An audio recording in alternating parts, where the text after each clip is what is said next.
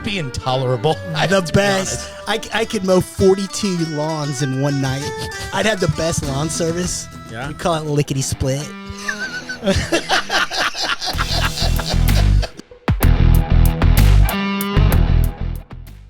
Welcome back to the Unrestricted. I'm Vex. That's the Bulldog, Richie Carnahan. How are you guys doing? Happy Wonderful. 4th of July. Yeah, absolutely, man. In studio with us, Marcus Valdespino, to help us talk some Spurs today. And as always, Silent Bob on the ones and twos. No, screw that. I'm not silent today. You're not going to be silent. Okay. He's breaking got a out of his voice. cage. There you go. I want to ask you guys, I got a lot of feedback on the last couple of episodes. A lot from the ladies. I'm not going to lie. Hey, you're cussing way too much. Yeah. Too many cocaine references. Really? Yeah. And I'm like, what? I think we only made one cocaine reference. Was that all Richard? That was It was all Rich, and it was all Richard, which is the weirdest thing because let me tell you something. This wild man over here who speaks at 1,000 miles an hour, the one thing I know about him, and we've been friends for 40 years, he's never done anything like that. I couldn't. I mean, you look at my personality, and I got two speeds. Go to sleep or rock and roll. Yeah. And if I introduced any of that nonsense, any of that yo, I'd be a dead man. Your speed is already speed. That's right. Yeah. I still hold the record in the 100-meter dash at Woodridge Elementary at 13 flat. 11-year-old running a 13 flat. And you attribute that to what? To just superior Adderall? Sugar. superior psychosis and weird genetics. I think it was when Jolt. Remember Jolt Cola? Oh, of course. So that was my go-to thing of Melt Duds and some Jolt and some nerds. So let's you get go the day hard. started. So Richard, you go hard at stuff. So in other words, if you tried cocaine or anything like that, you try to win it. Game set. Oh point. my God, it'd be over. Yeah. I could mow 42 lawns in one night. I'd have the best lawn service. Yeah. We call it Lickety Split. But yeah, I can't mess around with that action. Well, I'm sorry that we made a few of those references in the past, on this show. And I'm sorry if our language got a little bit colorful. I know there's young people out there who are listening. I've gotten a lot of feedback, by the way, Marcus, on the Spurs. What are they throwing at you, man? We'll be in the lottery for the next, hopefully we won't turn into the Sacramento Kings, but we'll be in the lottery for the next 3 years. And I think that was the whole goal there. I'm happy about it. Yeah, you heard sure. the most recent podcast. I'm all on board with this, but I'm getting a lot of pushback on that, bro. From who? A lot of my friends are like, bro, you got this all wrong. We have all this cap space and young players, and now we're going to bring in people that we can facilitate these three-way deals. No one wants to come here. Nobody's coming here. We are in rebuild. Yes. The flag has been waved, man. And by the way, the Spurs want that cap space. So if they sign anybody, I mean, it's going to be a bunch of one-year deals to Absolutely. people to fill out 100%. Now, Dusty Garza is our guy, and he was on last week. And Dusty Garza has inside freaking info. He is absolutely connected. And he's one of the guys that is guaranteeing me the Spurs are not in tank mode for next year. Now, look, when it comes from the Spurs, of course they can't come out and admit, look, hey, we're going into tank mode. But they are going into what my friend Clark always calls honest tank mode. Clark the dance machine? Clark the dancing machine. I trust the doctor, especially one that can dance. It's the honest tank. Yeah. If you play all your young players, you ain't going to win, Marcus. The Spurs always lie. Let me just throw that out there. They always downplay the draft and go, oh, yeah, we'll get this, maybe this. And it's secretly behind closed doors, they're like, oh, my God, the draft. Nobody wants to come here. We better draft right. No, and so I talked to soon to be a friend of the show, the Bear. In no uncertain terms, said the only way we can be good and relevant is to draft right. That's correct. The only way. Because we can't do it in free Because agency. no one was, and he had a really good part. Who's the guy from L.A., Monk? Yeah. 2 years ago, did anybody know who that dude was? Oh, well, yeah, guys like Marcus and I you two absolutely did. We're junkies. Yeah. Okay, but normal people know. No idea. So he goes and he plays with LeBron. LeBron gets hurt. He gets to play a lot. He starts trending. People are watching him. He's a big deal. So he leverages that exposure and gets a big deal. Yeah. When you come to the Spurs and you're on the KBIN or whatever TV, like the one that plays cartoons, and then that's who we have our deal with, Yeah. no one knows who you are. Lonnie Walker is going to play in more televised games, And it's gonna increase in a his month brand. that he played his whole career with the Now Spurs. that he's a gonna, Laker. and he's gonna make a ton of money. And ultimately, No, he got tiddlywinks. yeah, man. but that, right now he's gonna get that exposure. Yeah. And Bear said, okay, the TV deal in San Antonio is worth $1,700. I mean, I'm being facetious, obviously, but the TV deals in LA, Oh, that's it's a whole different region. and everybody gets a taste, right? That's right. And that goes back to something Dusty said on the last episode, which is that San Antonio Spurs organization needs to grow from just being a San Antonio product to a San Antonio metro area, bring in Austin, which is part of the Michael Dell, I think, edition, and obviously bring from Mexico. Now, I've always said that that's the way to do it. 20 years ago, Marcus, when you and I were on the air, and there were flirts about NFL teams coming to San Antonio. Jerry Jones would never let that happen. He wouldn't, but let me tell you what, if you can garner enough attention from Mexico, Austin, and San Antonio, you can fill an NFL stadium for, at the time, it was 8 games a year. Now it would be 9, but you can do that. Yeah, but I don't where do know you- how well that works when it's 41 home games. Yeah, that's tough. And by the way, the McNairs in Houston don't want a team here either. Of course they don't. So yeah, that always gets downplayed. We never say the McNairs along with Jerry Jones, but yeah, I mean, I think San Antonio could support a team though. You're talking about 8, 9 home games, and I've seen football's king. I know we love our Spurs, but football's king. Well, here. we love our course Spurs it is. just because it's the only game in town. Right. We loved our Iguanas, too. It's a hell of a hockey team. I love the fact that you could go to a quarter. It's a period? Period. A period. They would let you go back Hockey to fans. Yeah. They would let you go back to your car and drink beer and then come back. No, that happened? Oh, sure. That's cool. Wow. There's no way. The other feedback I'm getting is that, Jeff, none of this matters. We're tanking so that we can be bad, so that we can use San Antonio as an example of, well, we can't sell seats there, so now we can move to Seattle or Las Vegas. Man, that's cockamamie. That is crap. Not gonna happen. It ain't happening, man. The penalties for moving this team out of San Antonio ahead of their NBA contract are astronomical. Not going to happen. There's the practice facility that's fixing to open. There's no way. They're entrenched here. The idea is to grow the market beyond San Antonio. And look, if bringing Michael Dell into this mix turns out that he's the wolf in the henhouse, blame me. I'll be the doe who didn't see it coming. That's fine, but I don't think it's happening. Well, I think it's great that we're getting all these different revenue streams and we're getting bigger pockets. But we're laying roots here. The roots are here. The foundation is here. Our stadium's here. They're building the new facility. So what are these money suitors going to want in return? Do you understand how much money is to be made on the back end of selling an NBA or NFL franchise?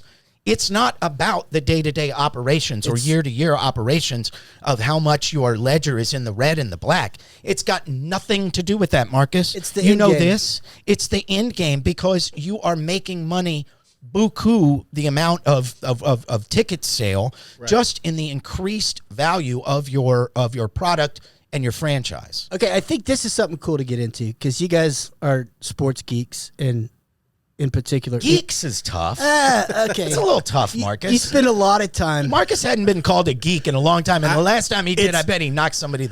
It's I'm glad been he's- 9 months since he ate the head of a chicken. Yeah. Yeah. So, any franchise, sports franchise, it's the long game because when you do sell it, you're making X multiple of what you bought it for. But the day to day, how do these teams make money?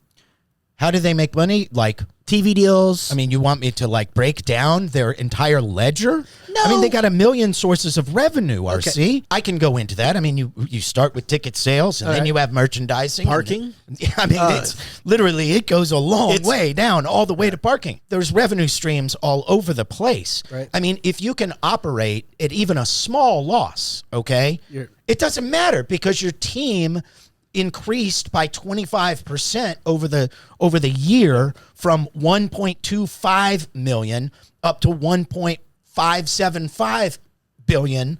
I think I said million a second ago, but you get my drift. Right. You just increase the value of the franchise in months. This is how it's working. And I read an article that the price on the Spurs right now is $1.8 billion.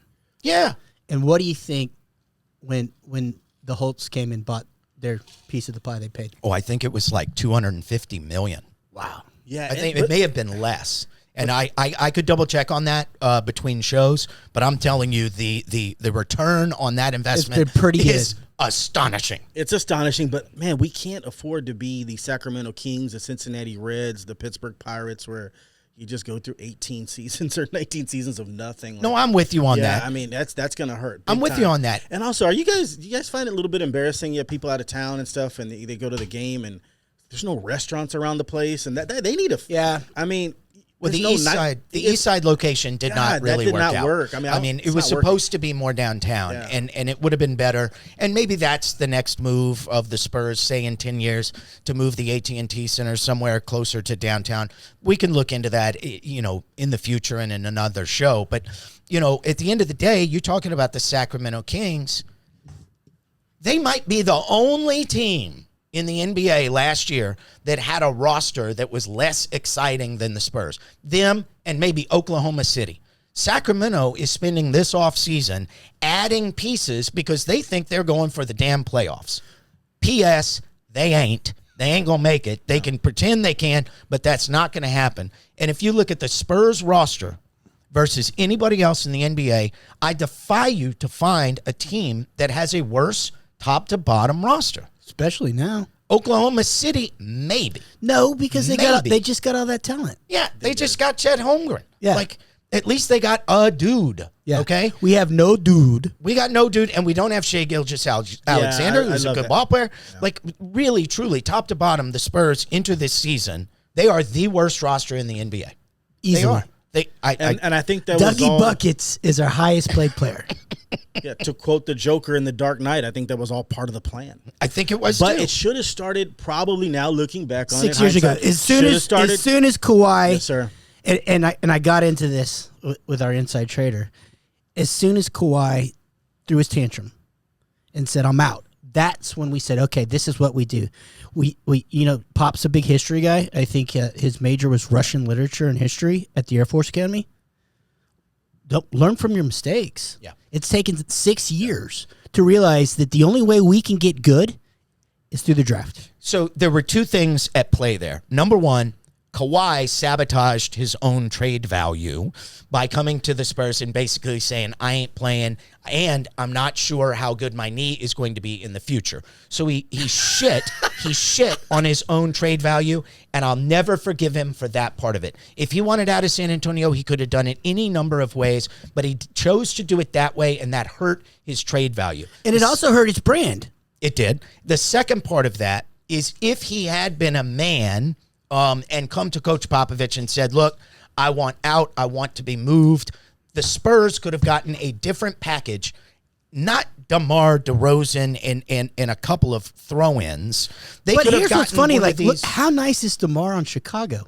He's all right. He's all right. The guy was lights out James Tooney. Okay, he was pretty doggone good last year. 50-point games, several. And they lost in the first round. So here's my point. I'm a fantasy guy. Is that if he hadn't ruined his reputation around the league, Kawhi that is, he could have been traded for one of these enormous packages, because in the next 18 months after the Kawhi deal, Marcus, how many huge trades went down? There was the Anthony Davis, who got a humongous haul. I mean, even Jrue Holiday got a bigger haul than we got for Kawhi Leonard. Yeah. And we just sort of missed that time where now the price of a top tier free agent is like every pick we have for the next umpteen years. Rudy Gobert gets 4 first-rounders. That is a terrible trade. How are they going to play him in the playoffs? And they just gave up their future for it. I don't get it. The Rudy Gobert type player is a good player, good regular season player. He's going to get you blocks. He's going to get you rebounds and all that. But I liken him to Jalen Hurts or Lamar Jackson. Soon as you get to the playoffs and everybody's pretty good, they will find ways to get Rudy They'll exploit him. They'll exploit him big time. And to give up 4 first-round draft picks and the players, let me tell you something. Pat Beverly made Minnesota tough. Yep. Minnesota's a bunch of cream puffs. They got rid of Andrew Wiggins. But Pat Beverly made them tough. They traded Pat Beverly along with that, too. I don't get that at all. Changed their personality. I have no idea. Who's running Minnesota? That's the same organization that chose Johnny Flynn, New York City's Johnny Flynn from Syracuse. And Ricky Rubio. And Frodo I Ricky I call him Frodo. That's racist. No. What race is a Frodo? Lord of the It's Rings. Hobbit insensitive. Yeah. Oh, my sorry. Come on. Sorry. Jeff, they chose 2 point guards over Stephen Curry. That's really, correct. And they'll never get over it. Even I remember watching it. Say you fell in love with one of them, then get Curry as your 2 guard. The guy shoots lights out. That's the worst. Minnesota Timberwolves fans have got to be crying in their a river right now, and I know they have lots of rivers up there. It's a bad move. The other thing that I thought about it when I saw what Rudy Gobert got was I was like, holy Moses, maybe we should have gotten more for DeJounte Murray. Yeah. But at the end of the day, and a lot of people are throwing stuff at me, friends and people online, throwing stuff at me like, well, yeah, but all we get are 3 late picks from Atlanta. And admittedly, late first-round picks are not something that I'm particularly interested in. Right. But I think what we are saying, and I need to expound on this from the last episode, is that we are betting that DeJounte Murray plus Trae Young just ain't going to work. And not to go 2 X's and O's on you guys, but like DeJounte Murray doesn't space the floor. And Trae Young has the ball all the damn time. What is DeJounte Murray going to do when his usage rate and his time on the ball decreases by 60% next year, and he's stuck in a corner, not spacing the floor Right. And he for can't Trae shoot Young? the 3. He cannot shoot the 3, so He's nobody's going to just play gonna him. crash the boards. We've got a guess. guard that crashes the boards. The only thing that works between Trae Young and DeJounte, at least in my opinion, is at the defensive end, where DeJounte can take on the opposing team's point guard, and you can stuff Trae Young onto whoever the worst offensive player is on the other side of the floor. But to me, it doesn't make Atlanta better. They lost Kevin Huerter. If I'm Atlanta, I wanted Kevin Huerter before I wanted DeJounte Murray. Well, DeAndre Hunter and Trae Young were considered 2 untouchables by Atlanta, so nobody was getting them unless you were going to get back some unbelievable all-star. DeAndre Hunter is a hell of He's a the player. real deal. I mean, yeah, he's 6'8", can shoot the 3 and defend. He can shut down Jaylen Brown or Tatum if you know. But as what much does as you that can, mean? as much as you can shut somebody down. But what does that mean for them? How good they going to be? I think they're going to stay off. I mean, I think they're going to be pretty good. But I'm the Spurs, like you said, they are betting on Atlanta being, around 15th, 16th pick. I mean, we're talking, 41 and 41 or something like that. Yes, right. Just barely over 500 Yeah. maybe. And then we get like a pretty decent draft pick. And we enter ourselves, because free agency just began the other day, now we're part of the play for all of these big moves that may be coming. You got dudes who are unhappy on bad contracts, 2 in particular. You got Kyrie Irving, who now is like, what the fuck am I supposed to do? Kanye. Well, he's Irving, unhappy everywhere. but he's particularly happy now that Kevin Durant said, I'm out, peace, see you later, right? Well, the latest and greatest is they're both trying to go to LA and meet up with LeBron. But how do you, Can't happen. yeah, not gonna Can't happen. There's not enough treasure in the trove. But speaking of LA, you have Russell Westbrook, who might be the single worst contract in the entire NBA. $47 million to watch him. John Wall And will have something to say about that, but you're close. He would, except for he got bought out, right? No, he got his. Yeah, and he did, and then he did, signed and then he signed in LA $13 million, for the Clippers. 2-year, $13 million deal For the Clippers, which actually works. It's pretty. Yeah, I like that one. So you got these 2 malcontent, Kyrie, what you call him again? Kanye. Kanye Irving. Jesus. Easy. And you got Russell Westbrook, who are terrible contracts. They both are going to demand to get moved. Those are bad contracts. You know what the Spurs are in a spot to do? Absorb those bad contracts and trot out a big pile of shit stink next year on the AT&T Center floor and lose as many games as possible. But if you're taking on one of those bad contracts, Marcus and Richie, you know what you're doing? You're taking on draft capital, because they can't just give you Russell Westbrook. If I'm going to take Russell Westbrook and I'm Brian Wright, I'm like, yeah, I'll take Russell Westbrook, but I need 3 number 1s and your best young player. You want me to take Kyrie Irving and that headache? That's fine, but I'm taking your 2 best young players and 2 more picks. But you're forgetting something. Those bozos have to agree to come here. That's fine. And guess what? When they come here and they don't want it, buy them out. Peace, sayonara, see you later. Yeah, I'm with Jeff here. Like, the Spurs are all in now on tanking. Yes. And they got George Brown. What is he? He's the process tank coach. Yep. So I knew that. Brett Brown. Yeah, Brett Brown. Who's Brian Brown? Probably an actor. No, he was. Yeah, he is. He was also a running back at Heights. Yeah, he was. He was amazing. Early 90s. 5'8.5", He was so good. 215, calves like grapefruits. He actually went to University of Houston. And then they're not a lot of... But yeah, they brought in Brett Brown. Yeah, so this is the tank process, Coach. The Spurs are all in on this. They have a bunch of cap room. And they're spinning it like all kinds of shit, okay? Dude, And the Spurs? yeah. Their spin is they don't even talk to anybody. Well, their spin currently right now is we're not done making moves. We don't think that this is what we're trotting out. Can you imagine? We're not the milquetoast media. Can you imagine us asking the questions to Pop and? Well, I mean, Jeff pretty much made that certain that we'll never get to ask them a the question. first question out the box: why didn't you do this before? We all see you're in tank mode. Can you imagine Brian Wright being asked this right now? We all know you're in tank mode, sir. I don't know how you're going to sell 6 tickets. years too late. Why didn't you do this 5-6 years earlier? As soon as and please Kawhi answer the threw question his tantrum. correctly, sir. Yeah. That wouldn't happen. So the other funny thing that I'm getting from a lot of fans, and you and I were joking about this the other day, Marcus, is like, hey, can we get rid of Brian Wright for like Sam Presti and like 3 first-rounders? The thing that the DeJounte Murray deal tells me more than anything else, above the way they valued DeJounte, above the fact that they didn't probably want to pay DeJounte $40 million 2 years down the line, above everything else, what it tells me is that Brian Wright has serious job security and he ain't going nowhere, because there's no way you make that deal unless you've told the owner and everybody above you, RC and Pop, hey man, we're getting bad, but know that I'm doing it on purpose, not by accident. And guys, the problem with tanking and the process and all that, they've changed the lottery. I don't know if anybody's noticed this the past 6-7 years. You don't get the number 1 pick. So if we're 20-62, there's a 14% chance that we get the number 1 pick. That's a decent chance, but Doing the math, the 14% chance of getting the first pick is an 86% chance of not getting it. Not getting it. That's So there you go. Absolutely correct. You Thank have to be shitty and lucky. Shitty and lucky. That's right. But guess what? How have the Spurs That built should probably be the before? name of our podcast. Man.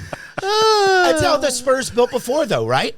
Like shitty and lucky. Like we never really truly tanked. We always did the honest tank. Like when Robinson got hurt, we trotted out Dominique Wilkins. And Dominique was still getting 19 So points a game, cool. and he was still trying. Coming off an Achilles Yes. tear, like he was not too bad for Dominique, late career, but there was no way we were going to win, and we knew we weren't going to win with that lineup, and we scored Duncan from it. Man, it's been time for that reset, and here we go. I'm sorry if you don't like it, Spurs fans. All my buddies on Spurs Report, I don't give a damn if you don't like it. It's long past due. Well, yeah, it's time for Spurs fans to be real honest when they pretend like, oh no, we can still field a competitive product. No, we can't. Wouldn't that be absolutely funny though if all of a sudden like Primo's averaging 20 points per game, Sohan's Well, getting he's 15, go- well, and they're gonna and because no one you else- remember the major league, and then they're up, Yes. they're up there sitting up there going, did we just beat Minnesota and Yes. Charlotte and back to back? I mean, what are we doing here? Yes, pulling of the bikini top off of the owners. Yes. Great movie. And we should have man. those kind of promos. We should, absolutely. Yeah. Look, if Primo gets us 20 next year, bro, I'm going to be doing backflips. Nobody's gonna because there's no one else. Well, okay, we'll Okay, see. so I had an idea. We'll see. Okay, You got an yeah. idea? You trying out? No. Okay, I thought you were going to go grab boards No. or set screens. No, I couldn't do that in a 5th grade league. Okay. But so remember, I was joking and I was like, "Well, what about the Ice Cube guys? Oh, you did make that joke. We should have 2 teams. Mm. We should have all the Ice Cube guys because you don't have to pay them anything. This is whatever Ice Cube's paying them and a little bit more. Okay. And then we have our young guys, and it's like a hockey shift. The first half we play all our young guys, and the second half we pay all the guys from the Ice Cube League. You do not want Quentin Richardson anywhere around your young players, bro. Who's the guy? Who's the guy that used to play at LA, and he had the hat with the 45 caliber bullets on it? I don't know who you're talking about, Richie, but he sounds interesting. Baron Davis. Oh, Baron Davis? Yeah. What did Baron Davis do wrong? All right, let me pull up the pic. Baron And Davis then is pretty Darius good dude. Miles, Yeah. they were all I'm not saying bunch he's of a bad knuckleheads. dude. Yeah. By the way, in all of this Spurs talk that we've been doing over these last, 10, 12 days, do you know what we missed, and which is kind of important and really excites me? Manu Ginobili is back. And do you see him talking to Primo a lot? I mean, he's in Primo's ear, and I like that. I really do. That So he's bodes on the well. Spurs payroll? Yes, he's back. That's awesome. He's part of the brain trust. I don't know what his official title is, but I don't give a damn. If Manu's in the building, and like you said, Marcus, if he's in Primo's ear, oh, baby, bright future. HEB needed him back. Yeah. For Maybe recognizable face. Somebody's got to do the HEB commercials. Right. Because Ginobili will. Gervin's a little long in the tooth now. Yes. To kind of bring this back, I would not be surprised if the Spurs are part of some sort of 3-team wheeling and dealing that gets Kevin Durant to wherever he wants to go, Russell Westbrook out of L.A., or Kyrie Irving to wherever the hell he wants to go. Oh, yes, because they have all the cap room. It's like they have all the goodies. They have all So this money. basically, we can we're gonna absorb these They can huge facilitate contracts somebody's trade. and bring on first-round picks for now to Oh, Kingdom my God, Come. yes. Now we turn ourselves, if that's how it plays out, we turn ourselves into Oklahoma City, just a little further south, and I'm telling you, that doesn't upset me. So- I will go watch the games next year. We are basically the money laundering farm Yes, for yes, The for other NBA. teams. So if you're a Nets fan, do you feel like you've been violated the last 3 years? Yeah, that's one way to put it. I feel You so had- bad for Sean Marks. Because Oh. that's a great dude. You know Sean Marks a little bit? A little bit. Me too, a little bit. I watched the night He's- parade with him one time. He could not be a bigger gentleman or a nicer guy. Just class act. Totally Super agree. cool. A quick example, tangent. I was years ago. My wife was pregnant. We were at a ball together, and my wife was big pregnant, like pregnant, and he was like trying to help her walk like back to the car because it was a long way to walk out of the zoo to get back to the car. Wow. Just a gentleman, just Okay. a straight up gentleman, classy. You know what that- and I feel for him. You know what that tells me? Kyrie knows that, and Kyrie and Kevin Durant took advantage of him. Really, they did. I mean, I know Marks is a grown man, and he should be, it's kind of, he was a little bit the enabler. You can blame him, but I bet they took advantage of that. The big problem there was that their owner, Joe Tsai, really didn't give Sean Marks like the power that he needed to be the overlord of the superstars. The superstars came in, Kevin Durant and Kyrie Irving, and they said, well, we're really running this place now. How'd that work? Kyrie- It worked to the tune of one playoff series victory. That sucks. And Kyrie Irving played 103 games. And how dumb is Kevin Durant? He believed in Kyrie. He's there for Kyrie and waiting for Kyrie to get vaccinated and all this stuff. I mean, Kyrie just ruined that place, didn't he? Yeah, Durant made a bad investment. He did. Those are the wrong guys. You don't invest in Harden and Irving. You just don't. Well, it feels like the NBA's musical chairs. It is. And your motivation is money. And Durant is 34 now, which I didn't realize. That's why 16 years in the league. That is why a trade of getting all this stuff is going to be a little hard. If he's 29, it would be, oh my God, the Spurs would be an issue. I mean, they wouldn't even, Spurs wouldn't even tank. They'd be like, we're going at 29-year-old, 34-year-old. I don't know. You might get one good player like a Colin Sexton. That's what I would look into, and then get hopefully Cleveland wants some draft picks. But they're talking about him, KD, going to Phoenix for Ayton, for Bridges, and Cam Johnson. That's 3 of their top 6 players in the Phoenix lineup. And then you trot out old-ass Chris Paul, old-ass Kevin Durant, young Devin Booker, and God knows a center to be named later. And it's like, is that even good enough? No, it's not. What we found out about Chris Paul the last few years is he wears down. So Durant's going to be playing big-time minutes. He's going to have to carry that load for Phoenix. It's not going to be that much fun. No. I don't think they're going to win a title. Booker and Durant would have to become, Pippen and Jordan, but Yes. on steroids. But I don't see Because how those in two this could NBA, ever you be have to like have that. more. You get more. In this NBA, you get tired faster because there's more possessions. There's more everything. I don't see how that works if you give the farm up for Durant. And neither of those two guys defend the way Pippen and Jordan did. So forget it. Yeah. I just don't see how that winds up being good enough. And everybody forgets that, Giannis Antetokounmpo is actually the biggest, baddest dick on the planet, right? And they're adding, and they're going to get healthy. Chris Middleton will be back. Oh, they got the guy from Utah. Love that Ingles. dude. Joe Jingles. I love that. Baby, That's he is action. good. Now, they got to wait for a minute until he gets healthy, but that's a great addition for them. Well, and it all comes full circle. Who's running that show? Which one? The Bucks? the Bucks. Okay. Coach Bud. Yeah, Spurs, baby. Yeah, oh, of course. Es puro. And Puro San Antonio, thank God for Coach Bud. Nicest. Speaking of gentlemen in the sport of basketball, that guy's top of the list as well. And with Utah, they gave up Joe Ingles, I love calling him that, Joe Ingles last year. Then they're getting rid of Rudy Gobert. And New York is rumored to be going all in after Donovan Mitchell. And it's like, hey, wait a minute. What about Utah? the Spurs and Yeah, Jack? you guys can't tank. That's our thing. Yeah, why are you stealing our thunder? They might be the one team that can out-tank us coming up this year. They might be that one team. Because you look around the league, Orlando has stunk forever. They're not going to be stinky for long because they got a lot of good young guys. Right. You know, Oklahoma City, they're probably still going to stink, but they're going to be better than they have been. Sacramento is thinking they're trying to make the playoffs. There aren't that many bad teams who are really in full tank mode. I'm glad the Spurs are in it. So you're saying we're being bad at the right time? It is the perfect time to be atrocious. Shitty and lucky.